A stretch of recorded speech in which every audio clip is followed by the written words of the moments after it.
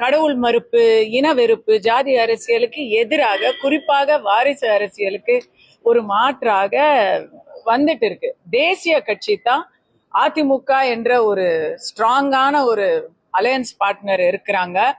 இன்னும் பல கட்சிகள் நீங்க பார்த்துட்டு தானே இருக்கீங்க. புதிய பழைய கட்சிகள் எல்லாருமே கூட்டணிக்கு வரத்தான் போறாங்க. ஃபர்ஸ்ட் குறிக்கோள் முதல்ல ஆட்சியை மாத்தணும், அதுக்கப்புறம் மத்தது எல்லாத்தையும் பேசி தீர்த்துக்கலாம். புதிய பழைய ஒரு இக்கு வச்சுங்க. தாவேக்கா கூட்டணியில இணையறதுக்கான வாய்ப்பு.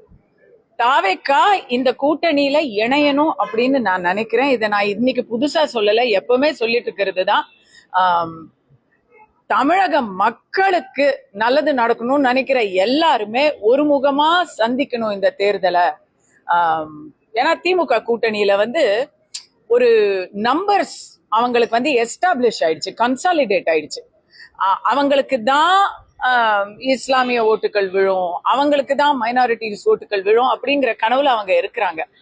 அதையெல்லாம் ஒரு சரியான ஒரு பதிலடி கொடுக்கறதுக்கு ஒரு ஸ்ட்ராங்கான கூட்டணி தேவைதான் படுது.